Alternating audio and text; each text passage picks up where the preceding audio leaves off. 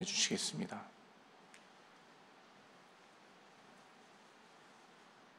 우리는 임마누엘이라는 단어를 알고 있습니다. 임마누엘, 하나님께서 우리와 함께 하신다. 우리 예수님의 또 다른 이름이시기도 하시고, 그 임마누엘 주님, 그래서 우리와 영원히 함께 하시는 주님, 성령님께서 우리를 찾아오시고 우리와 영원히 함께 하신 보혜사 우리 하나님으로서 우리를 돕고 계십니다. 자, 그런데 이 하나님 우리와 함께 하옵소서, 임마누엘 하나님 우리와 함께 하옵소서, 나와 동행하옵소서, 이런 기도를 우리가 자주 하고, 당연히 기도할 때 우리와 함께 하셔서 우리와 함께 하신다면 그 함께 하시는 우리 주님이 우리를 도와주신다라는 그 개념으로 우리가 기대를 하고 있습니다. 주님께서 우리와 함께 하신다는 개념을 긍정적인 의미로 이해를 하고 있지, 부정적인 의미로 이해하고 계신 분들은 안 계실 거예요. 여러분, 함께 있어서 불편하면 안 되지 않습니까? 그런데 우리 주님은 함께하면 불편합니까? 아니에요. 전혀 불편하지 않죠. 주님이 우리를 도와주신다는 개념으로 우리가 이해하고 있고, 내가 너와 함께하겠다 이렇게 말씀하시면, 주님이 나를 도와주시는구나, 이런 이해가 기본적으로 우리의 정서 가운데 깔려 있습니다. 자, 그런데 이 하나님께서 우리와 함께하신다라고 하는 그 명제, 그리고 주님 나와 함께 해주세요 라고 하는 그 기도에는 우리가 오늘 좀 생각해 봐야 할 그 전제들이 있습니다. 첫 번째, 오늘 두 가지를 좀 살펴보려고 하는데, 첫 번째는 무엇이냐면, 하나님이 우리와 함께 하신다는 것은 단순히 우리가 이해하는 개념으로는 그분이 나를 도와주신다라는 것으로 이해하고 있지만, 하나님의 입장에 있어서는 조금 더 적극적인 의미가 그 안에 담겨 있습니다. 그것은 무엇이냐면, 우리를 단순히 도와주신다는 의미에서 내 옆에 동행하시는 하나님이 아니라, 좀 더 적극적인 의미로서는 우리 안에 내주하시고 거하시는 하나님이십니다. 하나님 우리와 함께 해주세요 라고 했을 때는 동행의 의미로 우리가 이미지를 가지고 있습니다만, 조금 더 적극적인 의미로서는 내 안에 거하시는 주님이십니다. 그것이 주님께서 우리와 함께 하신다는 의미에 더 가까운 의미예요. 주님이 내 안에, 내가 주 안에. 동행한다라는 의미가 주님이 내 밖에 계시는 의미가 아니고 내 안에 계신다는 의미로 우리가 이해해야 됩니다. 그래서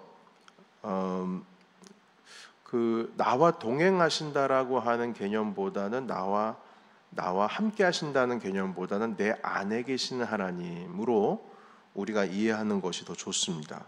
자, 그런데 나와 함께 하신다, 나와 동행하신다라는 것과 내 안에 계신다라고 하는 문장의 어떤 개념과 이미지, 나에게 다가오는 어떤 의미는 조금 다르죠. 동행한다는 것은 그 옆에 계시는 거고, 내 안에 계신다는 것은 나와 주님이 하나의 개념의 의미가 더 가깝지 않습니까? 우리 예수님께서는 그런 의미로 말씀을 자주 하셨어요. 주님이 일하시니 나도 일한다, 이런 표현부터 시작하셔서 주께서 내 아버지가 말씀하지 않은 것을 난 말하지 않는다. 그러니까 이것은 주님이 예수님 안에, 하나님 아버지가 예수님 안에, 예수님이 하나님 아버지 안에 그렇게 사역을 해 오셨습니다. 그리고 그것을 동일하게 우리에게도 가르쳐 주셨어요. 자, 그런데 여기 뭐라고 말씀하시면, 오늘 우리가 읽은 16절에 보시게 되면 너희가 하나님의 성전이다 이렇게 말씀합니다. 그러니까 오늘날로 말하면 네가 교회다. 우린 교회 하면은 그냥 어떤 건물이라든지 어떤 공동체 개념으로, 어제까지는 공동체 개념으로 이해를 하고 있었습니다만, 오늘 주신 말씀은 공동체를 또 뛰어넘어서 네가 교회다, 네가 성령의 전이다. 성령이 너희 안에 계시는 것을 알지 못하느냐? 네가 하나님의 전이다. 이렇게 말씀을 하고 있습니다. 그러니까 주님께서 우리와 함께 하신다라는 개념, 주님께서 내 안에 계신다라고 하는 개념의 의미는 내가 교회고 내가 주님을 모시고 있는 성전이다라고 하는 의미가 그 안에 담겨 있는 거예요.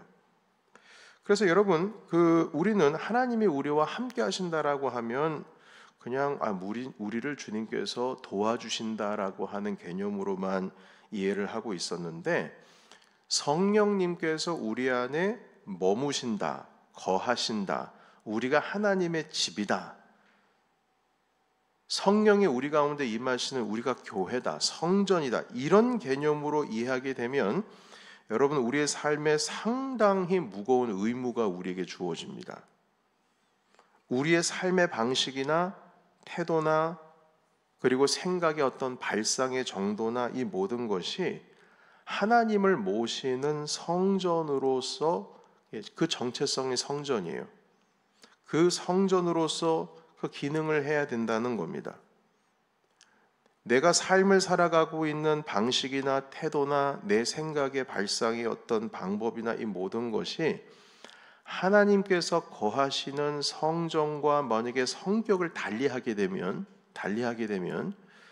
이거는 문제라는 거죠. 지금 오늘 고린도전서 3장에 말씀하고 계시는 바울의 지금 이 말씀의 핵심이 그겁니다. 성령이 지금 너희 안에 계시는데 어떻게 그런 발상을 할 수 있느냐, 이런 거거든요. 성령이 너희 안에 계시는데 오늘 말씀해 보시게 되면 여기 22절에 바울, 아볼로, 게바 이런 표현 있잖아요. 이게 뭐냐면요, 그때 당시에 파벌이 나눠졌었거든요, 고린도 교회 안에. 그래서 게바파, 바울로, 아볼로파, 바울파, 그리고 난 그리스도파, 이렇게 나눠지고 있어. 4개의 분파로 나눠져 가지고 서로 다투고 있는데 어떻게 그런 발상이 가능하냔 말이에요. 내 안에 성령이 계시네, 어떻게 그런 발상이 가능하냐? 네가 교회인데. 그러니까 바울 사도께서 그렇게 접근을 하고 있어요. 그래서 우리의 삶의 방식도 볼 때에 하나님의 성전인데 어떻게 저렇게 살지? 고린도전서 이 3장의 말씀을 통해서 그것을 우리에게 가르쳐주고 계시는 겁니다. 그래서 오늘 우리가 알아야 할 두 번째, 첫 번째는 하나님께서 우리와 함께 하신다라고 하는 개념은 단순히 우리를 도와주시고 동행한다는 개념이 아니라 우리 안에 내주하시고 거하신다. 다시 말해서 우리가 하나님의 집이다라고 하는 개념으로 이해해야 된다는 말씀을 드렸고요. 두 번째 오늘 함께 나눌 것은 무엇이냐면, 그래서 우리가 거룩한 삶을 살아야 된다는 겁니다. 거룩이라고 하는 단어요. 하나님 나와 동행하세요, 나와 영원히 함께 해주세요 라고 하는 의미 안에는 하나님, 주님께서 내 안에 계시잖아요. 그러니까 나도 하나님 앞에 거룩하겠습니다. 주님께서 거룩하신 것처럼 저희도 거룩하겠습니다. 이렇게 말하는 것과 똑같다라는 것이죠. 성전답게, 하나님께서 머무시는 성전답게 우리가 거룩한 삶을 살아야 되겠다는 겁니다. 그렇게 살겠다는 의미인 거예요. 그래서 여러분, 우리가 하나님께서 우리 안에 내주하시는 순간 이 거룩이라고 하는 이 단어에서 우리가 멀어질 수가 없습니다. 더 가까워져야 됩니다. 거룩이라고 하는 단어랑 우리랑 어울려야 된다는 것이죠. 왜냐하면 하나님은 거룩하신 분이시기 때문에 주님은 거룩하시지 않은 것과 못한 것과 어울릴 수가 없고 스스로 주님께서는 그걸 허용하지를 않으십니다. 그래서 오늘 주신 말씀도 보시게 되면 여러분 17절 같이 한번 읽어볼까요? 17절 같이 읽겠습니다. 자, 시작. 누구든지 하나님의 성전을 더럽히면 하나님이 그 사람을 멸하시리라.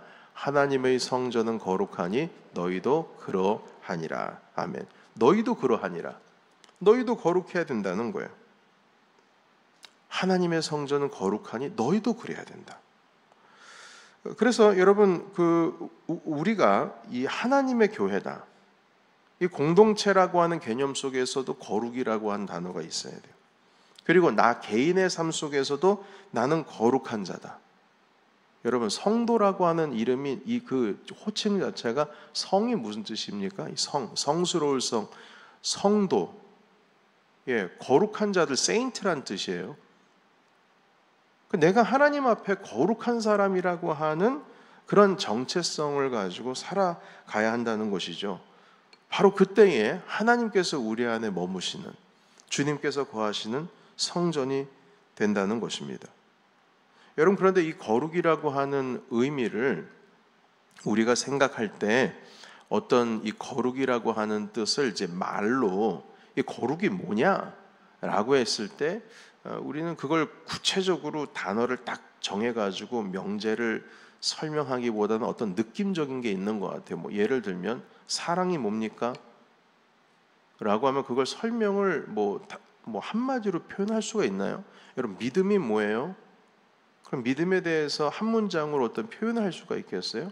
마찬가지예요. 거룩이 뭐예요? 그러니까 믿음이 뭐예요? 사랑이 뭐예요? 그러면 느낌적으로만 우리가 이해를 하고 있지 그게 정확히 이겁니다 이렇게 표현하기에는 참 어렵단 말이죠. 물론 그렇다고 해서 지금 오늘 이 시간에 사랑이 뭐냐, 믿음이 뭐냐 이 개념 정리를 하겠다는 게 아니고, 거룩이 뭐냐라고 했을 때 느낌적으로만 있는 것이지 명제적으로 뭐냐라고 말하는 것이 쉽지가 않습니다. 그래서 이 거룩이라고 할 때에 어떤 신성한 느낌, 우리가 보통 이제 거룩이라고 하는 걸 느낄 때 어떤 천정이 막 그냥 엄청나게 높은 성당 같은 데 가면 거룩함을 느끼거든요. 뭐 가끔 이제 한국에서 이제 손님 오시게 되면 저쪽 어디야, 락커펠러 센터 앞에 있는 성당 하나 있잖아요. 그 교회 가서 이렇게 들어가 보면은 천정이, 아니 이걸 어떻게 사람이 만들었대? 그 안에 건물을 몇 개 지을 정도로 높더라고요. 그 높은 것 가운데에 경외감을 느끼고 참 사람이 차분해지고 그 어떤 뭔가 그 근엄함과 그것 때문에 좀 눌리는 듯한 느낌이고 너무나 자연스럽게 기도가 나올 수밖에 없는 어떤 그러한 분위기 가운데 있습니다. 그래서 우리는 보통 이제 그런 것들을 신성한 어떤 느낌을 가지고 어떤 음악도 말입니다. 뭐 파이프 오르간이 있고 그래서 이게 거룩한 거구나. 이런 어떤 느낌적인 것, 신성한 어떤 느낌적인 것을 그렇게 이해를 하고 있습니다. 그러나 이 거룩이라고 하는 단어는요, 명제적으로 설명할 수 있는 단어 하나가 딱 있습니다. 이거는 그렇게 표현할 수밖에 없어요. 본래적으로 그 의미입니다. 그 무엇이냐면 구별된다라는 뜻입니다. 거룩이라고 하는 표현 안에는 separate 됐다, 구별됐다, 구별됐다 이런 뜻이에요. 그 구별됐다라고 하는 의미 안에는 정결하다는 의미도 있어요. 나는 일반적이지 않다는 거예요. 일반적이지 않다. 저 사람과 같지 않다. 세상과 같지 않다. 내 정체성이 다르다 이 뜻이에요. 생각하는 것, 발상하는 것, 이 모든 것이 다르다. 그럼 어디와 가깝다? 네, 하나님의 말씀과 가깝고 하나님의 성품에 가깝고 하나님의 관심에 가깝고 하나님의 비전에 가깝고 하나님께서 말씀하시는 그 말씀에 가까운 삶, 그게 거룩한 거예요. 여러분, 뭐 배꼽티 입고 다닌다고 해가지고 거룩하지 못하다 이런 개념이 아닙니다, 여러분. 거룩이라고 하는 것은 구별됐다는 뜻이에요. 성도라고 하는 것은 구별된 사람들이란 뜻입니다. 한마디로 성경에서 표현하기로는 나실인, 삭도를 머리에 대지 말라, 평생 죽은 거 가까이 하지 말라. 좀 극단적으로 얘기를 하면 나실인이 바로 거룩한 자입니다. 구별된 자예요. 우리는 세상과 구별된 자들입니다. 거룩한 자들이에요. 그래서 이 교회라고 했을 때에 네가 교회다, 네가 하나님의 성전이다라고 했을 때 그 거룩이라고 하는 것과 우리는 어울려야 된다라는 말씀하시는 겁니다. 여러분, 교회는 구별된 곳이고 정결한 곳이고 세상의 가치와 세상의 욕심과 그런 엇비슷한 생각의 구조로 교회는 존재하지 않습니다. 내 생각, 내가 기대하는 것, 내가 원하는 것, 내가 추구하는 것, 내 안에 가득 메워져 있는 것, 이런 것들이 거룩이라고 하는 상과 가까워져야 되는데 이 구별된 것과 멀어져 있으면서 하나님은 우리와 함께 하셔. 왜냐하면 주님이 약속하셨거든. 네, 여러분 주님이 약속하셨지만 주님께서 나와 동행하시고 주님께서 나와 함께 하신다라고 했을 때 그 약속이라고 하는 것은 거룩이라고 하는 여러분 거룩과 이 같이 가는 개념인 것이지 거룩이라고 하는 삶은 전혀 관계가 없는 삶을 살아가고 있는데 주님은 우리와 함께 하셔. 이건 주님이 약속하셔. 여러분 그건 억지고요. 그건 논리적이지도 않고요. 그거는 뭐라고 할까요? 궤변입니다. 궤변. 아니 예수님께서 죄인들과 함께 하지 않았나요? 네, 함께 하셨죠. 그런데 죄인이 예수님의 삶에 동화되어 갑니까? 아니면 예수님이 죄인의 삶에 동화가 되어 갑니까? 죄인들을 만나셨을 때 우리 예수님께서는 그들을 회복시켜서 거룩의 삶으로 이끌어 가기 위해서 만나신 것이지 그 죄인들과 놀고 먹겠다고 만나신 게 아니에요. 그런데 바리새인들을 만났을 때 그들의 태도는 달랐죠. 자기는 이미 거룩한 줄 알고 있어요. 그러니까 바뀌어질 게 없는 거예요. 바리새인들은 내가 왜 바뀌어질 게 뭐가 있어? 나처럼 이렇게 신앙생활 잘하는 사람이 어디 있어? 그럼 주님께서는 그들에게 가까이 갈 필요가 없어요. 그들의 생각의 구조에는 자기가 거룩하다고 생각을 하니까. 그러나 거룩의 삶과는 전혀 딴 세상을 살고 있죠. 왜냐하면 하나님께서 말씀하시는 것, 주님께서 가지고 계신 사명, 비전, 주님께서 이 땅 가운데 당신의 뜻을 이루고자 하는 그것과는 전혀 관계가 없는 먼 삶을 살아가고 있기 때문인 것이죠. 어찌 보면 나중된 자가 먼저 되었다는 것은 나중에 그리스도를 믿는 자들이 정말 거룩한 삶을 살고 있더라 이겁니다. 여러분 오늘 특별히 우리에게 주시는 말씀, 그 개개인 한 사람 한 사람이 하나님의 전이다 이렇게 말씀하고 있습니다. 17절에 우리가 아까도 봤지만 누구든지 하나님의 성전을 더럽히면 하나님이 그 사람을 멸하시리라. 하나님의 성전은 거룩하니 너희도 그러하니라. 바로 한 사람 한 사람을 향하여서 거룩의 삶으로 들어가야 된다 가르쳐 주셨습니다. 여러분 우리가 축복의 통로가 되기 위해서는 하나님이 거룩하신 것처럼 주의 성전이 거룩하신 것처럼 우리 하나님의 전인 우리도 거룩해야 됩니다. 세상과 똑같아서는 안 돼요.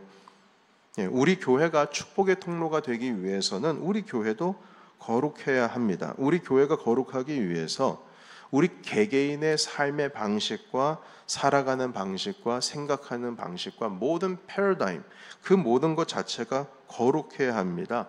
우리가 거룩할 때 주님께서 우리 안에 내주하시는 것이고, 우리가 거룩할 때 주님이 우리 가운데 충만하신 것이고, 우리가 거룩할 때 비로소 하나님께서는 우리를 당신의 축복의 통로로 우리를 사용하실 것입니다. 그래서 우리가 교회를 축복할 때 이 거룩에 대해서 축복해야 됩니다. 하나님, 우리가 거룩하게 하옵소서. 하나님, 우리가 구별되게 하옵소서. 우리의 삶 자체가 구별된 삶을 살게 하옵소서. 하나님, 우리 교회가, 공동체가 다른 여느 공동체랑 똑같은 공동체가 되지 않게 하옵소서. 세상 사람들과 똑같은 생활 방식, 똑같은 생각, 그들과 똑같은 성품이, 하나님을 닮은 성품이 아니라 예수님을 닮은 성품이 아니라 그들과 똑같은 성품, 그들과 똑같은 관계 맺는 방식으로 살아가는 것, 이게 아니라 정말 성결한 삶과 성결한 생각과 예수님을 닮은 그 성결한 성품으로 주님의 이 몸된 공동체를 섬기게 하옵소서. 이것이 교회를 축복하는 것입니다. 여러분, 우리 교회 공동체가 다른 여느 집단과 사실 다를 바가 없습니다. 여기도 사람 사는 곳이고 사람이 서로 조직을 만들어서 살아가는 거예요. 어제 제가 책 한 권을 읽는 가운데 그런 표현이 있더라고요. 교회는 조직체이긴 하지만 공동체에 가깝다는 거예요. 그런데 조직체로서 만약에 존재하지 않고 공동체로서만 존재하면 교회가 이제 운영되는 것에 문제가 있다는 거예요. 여러분, 우리 교회가 지금 주보 뒷면에 보시게 되면 어떤 사랑방 구성도 그렇고 섬김의 구성도 그렇고 우리 교회의 선교회 구성도 그렇고 다 뭐 맡은 리더들이 있고 임원들이고 다 있잖아요. 재직 순서에도 보시게 되면 당회가 있고 재직회가 있고 공동회가 있고 이게 다 거기에 보시게 되면 이제 옛날에 그 홈페이지나 이런 게 들어가 보면 대부분의 많은 교회가 거기에 위에 맨 머리에 뭐라고 써 있냐면 조직도 이렇게 써 있어요. 조직도. 조직체라는 뜻이죠. 그러나 여러분 조직체로서만 존재하지 않습니다. 교회는 조직체가 아닙니다. 그것은 우리가 운영하기 위해서 이 공동체를 운영하기 위한 어떤 최소의 시스템을 말하는 것이지 교회는 시스템으로 움직이지 않습니다. 교회는 공동체입니다. 여러분 이 조직이라고 하는 것과 공동체라고 하는 개념이 이해가 되십니까? 우리는 유기적이에요. 예수님이 머리가 되시고 우리는 교회는 몸이고 우린 지체예요. 그걸 보고 조직이라고 말합니까? 어느 누구도 야, 예수님이 머리가 되시고 교회는 몸인데 우리는 지체래. 아, 조직이 정말 잘 됐어. 이렇게 표현합니까? 그렇지 않습니다. 공동체입니다. 우리는 공동체예요. 우리가 살아갈 때에 다른 어떤 우리가 몸담고 있는 예를 들면 컴퍼니, 회사, 조직이 있죠. 머리에 회장이 있고 뭐가 있고. 그래서 여러분 지금 저희 교회 지금 차를 구입하려고 하고 있는데 거기에서 보통 얘기를 말해요. 공동체, 우리 교회에서 산다라고 하니까 거기에 CEO가 누구냐, 대표가 누구냐요. 누가 관리자, 누가 대표냐요. 내가 담임 목사입니다라고 하니까 아 당신이 대표하고 있는 게 맞냐는 거예요. 그러니까 사람들은 교회를 바라볼 때 자꾸 조직으로 보거든요.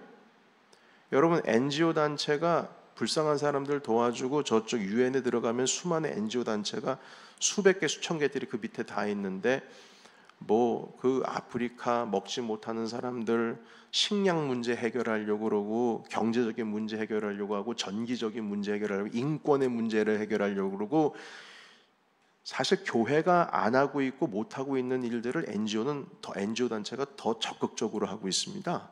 여러분 사람 살리려고. 그럼 그들과 NGO 사람들과 하고 있는 일의 행태를 보면은 교회랑 좀 엇비슷하면서도 그들이 오히려 더 일을 잘하고 있는 것 같아요. 일단 그들이 들어가게 되면 거기에 의약품 나르고 의사 나르고 전기 다 만들어주고 하는데 교회보다 더 큰 일을 해요. 막 기업이 도와줍니다. 기업이 도와줘요. 돈을 그냥 쏟아 부어줍니다. 후원을 하고요. 뭐 환경 문제 해결하고. 이렇게 겉으로 보면은 교회에서 하는 일을 그들도 하고 있거든요. 그럼 그들과 우리와 차이점이 뭐예요? 조직도 비슷해. 사람 살아가는 어떤 교회를 운영하고 있는 회계, 장부, 무슨 어카운트 같은 거 활용하는 그것도 비슷해. 다 비슷해요. 돌아가는 거 보면. 근데 다른 거 하나 있어요. 교회는 거룩하다는 거예요. 교회는 거룩하다. 교회는 예수님을 닮았다. 복음을 품었다. 교회 외에는 소망이 없다. 하나님은 하나님의 나라를 교회를 통해서 이루어 주신다. 예. 하나님께서 예수 그리스도를 이 땅 가운데 보내주시고 주님께서 이 땅 가운데 교회라고 하는 조직을 세운 게 아니에요. 교회라고 하는 공동체를 세웠죠. 그런데 그 공동체 핵심 뭐냐? 거룩입니다. 거룩. 세상과 구별되어야 된다는 거예요. 그래서 여러분 우리가 이 믿음, 사명, 비전, 우리의 성품, 모든 교회의 운영, 그리고 나의 개개인의 삶, 모든 것이 이 거룩한 것과 떨어지면 안 됩니다. 거룩이랑. 조금 더 말씀드릴까요? 예, 지금 6시긴 한데 교회에서 큰 소리가 나면 안 돼요. 그건 거룩이랑 삶이 멀어진 거예요. 교회에서 서로 비난하고 욕하고 하는 거 있으면 안 돼요. 그건 거룩이랑 먼 거예요. 거룩은요, 사랑이에요. 거룩은 용서고, 그리고 얽히고 설킨 게 있으면 그것을 그리스도의 성품 안에서 잘 풀어가려고 하는 게 그게 교회예요. 세상 그걸 어떻게 해결합니까? 고소고발하고 피해 준 사람한테 피해자가 그 피해 보상 받고 이런 게 세상의 이치거든요. 물론 그러한 속성들이 우리 교회 안에 없진 않지만, 왜냐하면 징벌이라고 하는 게 있고 교회도 7이라는 게 있으니까. 그러나 그 모든 기준도 회복을 위해서, 용서를 위해서, 하나님께서 그 가지고 계신 삼위일체 우리 주님께서도 공동체셨는데, 왜냐하면 하나님 아버지 예수 그리스도 성령 하나님이 한 분이시면서 세 분이시잖아요. 하나이셨어요. 공동체셨어요. 그 공동체 가운데에 거룩이 없어지게 되면 이것은 주님께서 머무시고자 하는 그런 집이 될 수가 없습니다. 그래서 오늘 우리가 하나님 아버지 앞에 기도하며 교회를 축복하며 나아갈 때, 하나님 당신께서 머무실 만한 처소가 되기 위하여 나의 삶, 그리고 우리 교회의 삶, 그리고 주님은 나 스스로가 나를 성전이라 하셨고 교회라고 하시오니, 하나님 우리가 축복의 통로가 되기 위해서 거룩한 삶을 살게 하옵소서. 이렇게 기도하며 나아가는 것, 그것이 바로 교회를 축복하는 삶이 될 것입니다. 오늘 이 말씀을 통해서 여러분들의 개개인의 삶 가운데, 우리 교회 공동체 가운데 하나님의 거룩이 함께 임하시길 예수 이름으로 축복합니다. 아멘. 기도하겠습니다. 우리 함께 기도하실 때 음악에 맞춰서 기도